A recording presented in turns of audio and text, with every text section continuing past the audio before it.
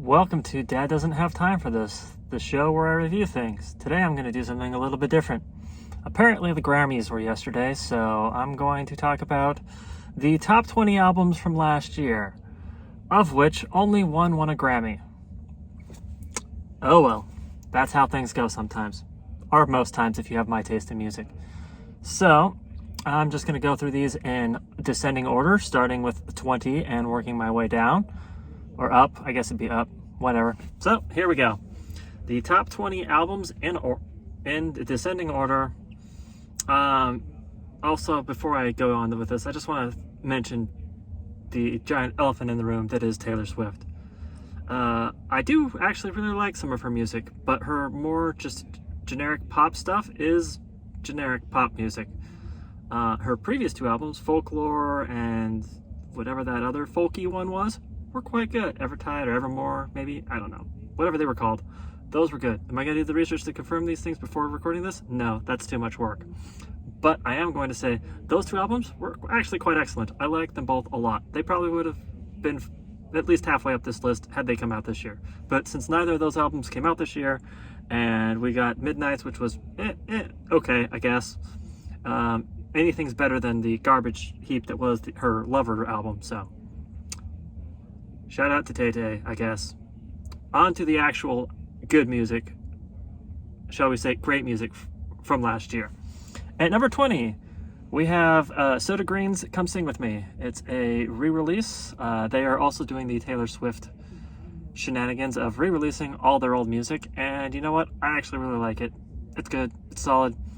It's music I already liked, and they just re-recorded it in slightly better quality and added a bunch of extra tracks, and I like that. So this isn't the first time this is going to show up on the list, and it won't be the last. This was the first time. I totally butchered that. It is what it is. So they're from Taiwan also, since almost no one's heard of the band Soda Green, who briefly went by Oayin for a while because record labels are terrible. Number 19 on the list, from Japan, YOASOBI, with the album Hajime Tenno. It's a short little EP there, and it was quite enjoyable. I liked it a lot. So, can't really dog on that one. Next up, another re-release from, sort of, kind of. It's not so much re-release as a complete re-recording from the band Tizzy Bach, one of my favorite bands of all time. Doing, how to translate this? 什么事都叫平凡人放心. Translates to everything makes normal people agitated, I guess. Whatever. It's a new versions of a lot of their tracks. Tizzy Bach's not new to the whole re-releasing different versions of things. Their live album are excellent, and so I'm not going to dog them for releasing additional albums or additional versions of songs. Number 17, we have Fantastic Negrito for Godfather's Courage. He is a excellent blues guitarist, and I just really enjoy his music. It's just nice to listen to. Just looking for some blues guitar, a little bit of social commentary. Good times. Number 16 on the list, we have a cover album by Manifest, Numb. This, as far as I'm aware, the album version of this was only available through his fan club, which I joined just to get a copy of this, and I liked it a lot. Decent covers of some Linkin Park songs, White Stripes songs. All in all, I liked it. It was good. Number 15 on the list, and the only person to win a Grammy, would be Lecrae's Church Clothes 4. And Lecrae is always solid, no complaints. The only reason this isn't higher on my list is because when I thought about it, I didn't listen to this album nearly as much as I did some of the other albums on this list. So it's lower than Lecrae usually would be on a list like this, only because I didn't listen to it as often as some of the other albums. But it was good, solid, no complaints. Everything on this list is solid, so I can't really argue that one. Number 14 on the list, we have Cleo Souls, Gold, an artist I discovered on accident, digging through random stuff on Bandcamp. As a staunch supporter of Bandcamp Fridays, Cleo Souls' album, I don't even remember how I found it. I just saw it, I'm like, oh, this looks interesting, listen to it, and it's great. It's kind of a gospel-y, R&B sort of thing. Some good stuff on there. Number 13, we have Soda Green again with, let's see here. Ooh, Loon Beat Melee. Let's go with Uncomparable Beauty. I'm going to translate it that way. This is one of, I like almost all Soda Green albums. They're such a wonderful band, and this is a re-release of one of their best albums, in my opinion. Added a bunch of extra tracks, re-recorded things, slightly different arrangements. All in all, good times had by all. Number 12 on the list, we have KB's His Glory Alone 2. I think KB's on a major label now. I don't recall for certain, but I really like KB. Of the extremely Jesus rappers in the Christian hip-hop scene, he's probably the most Jesus one that I like. That's not a group. If I'm going with the most Jesus one I like, I would say Beautiful Eulogy is by far the best, but they hardly ever release music because they're busy doing other things. So of the active guys, KB's at the top of the list.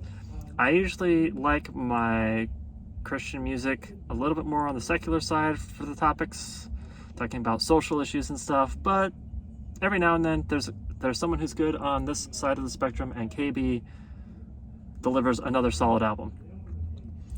Next on the list is Sky Blue's album, A Soulful Taste of Jazz, The Royal Blue Experience. And I love jazz-heavy hip-hop. He's gotten slightly less hip-hoppy in his delivery, shall we say, but it's still rap. It's still extremely heavy on the jazz influence for the beats, and it's just very relaxing music. If you just want something chill to play in the background, it's really nice and pleasant.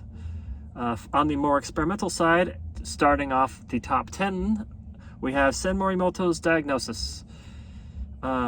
He is an English musician, English being spoken English, not English as in the country. Just to clear that up, he's not singing in Japanese, if that bothers you. It shouldn't, but Sen Morimoto, great, I don't even know how to describe him. He's hip-hop-ish, with like a weird jazzy instrumentalist, almost Bjork weirdness to some of his choices musically, but I like his stuff a lot.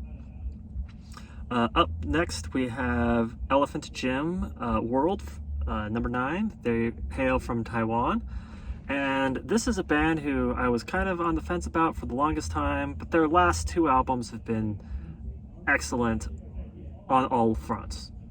Was the last one better than this one? Yes. Was this one still good enough to be my top 10 for the year? Also yes, so no complaints there. Some of their album tracks, they're about 50-50 instrumental versus singers, sometimes internal, often external. They're kind of a math rock experimental group. Like them a lot. Number 8 on the list, we have Dirty White's The Rebuilding of a Broken Soul. And I like this album, not because it's musically anything special, but because it is raw, emotional hip-hop from the heart about dealing with loss and substance abuse and just getting through that process. So I like this album a lot. While not the greatest musically, I thought the message was strong enough to put it this high on the list. And then next up we have Indie Tribe's Low Blow. Indie Tribe has pretty much taken my top spot for a collective of musicians, shall we say. With No Big Deal and Mowgli the Iceberg at the top of the list, those two have yet to disappoint me. I don't think they've produced any albums that are not at least really good or better. And they're a collaboration of their collective, Indie Tribe, Low Blow, another excellent album start to finish. I do think as an album, as a cohesive album, their first go at this was a little bit better, but this is still top tier, excellent music. Not going to complain. Number 6, we have the Sea of Stars soundtrack from the game The Sea of Stars, which I have reviewed previously, and I love this music. It reminds me so much of Chrono Trigger. It's just beautiful. And what makes it this high on the list? Pirates. They have an entire disc of the pirate covers, and those are just so much fun. Number 5 on the list, we have NF's Hope. And why is NF so high on the list?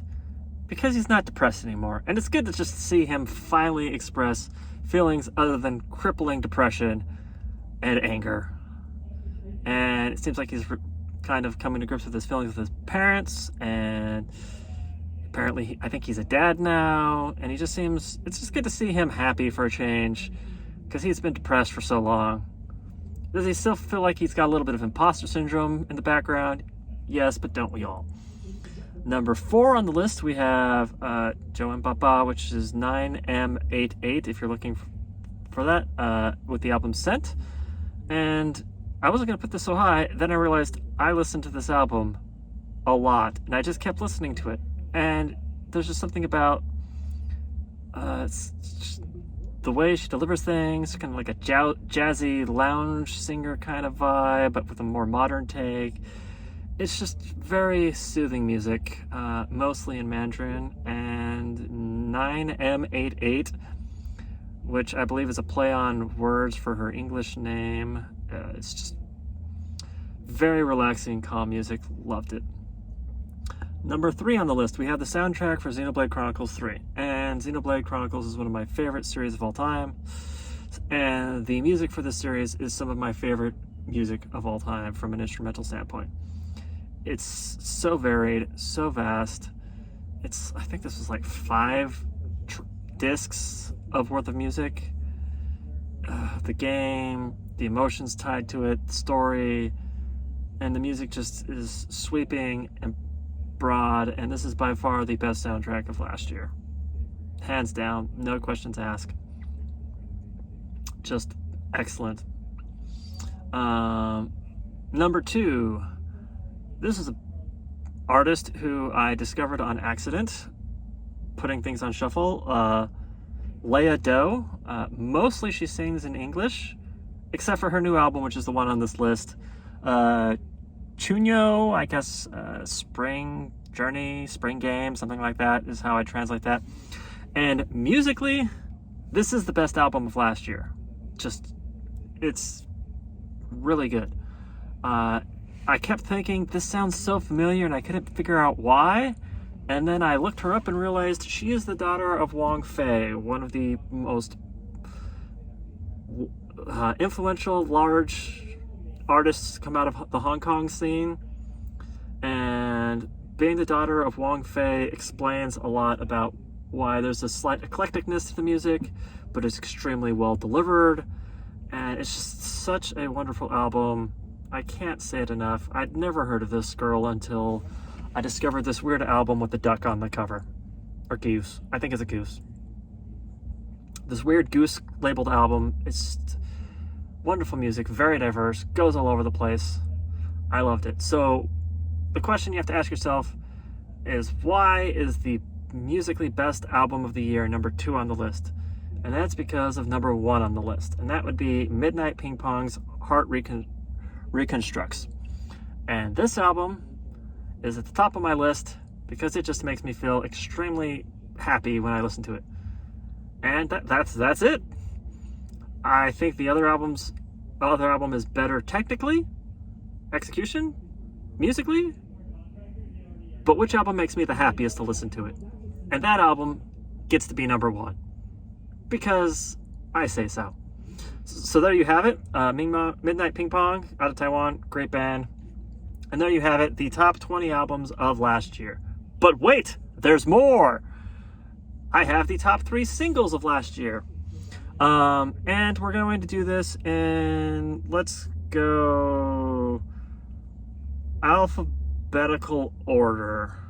So we'll start with the Aquabats for Bunny Teeth, a exclusive single for their album that's coming out this year. And then next on the list we have the Beatles, because hey, look, they released a new track, and it was a lot better than the last track they did. Of the of the tracks off of the Beatles anthology, I thought Free as a Bird was much stronger of the two.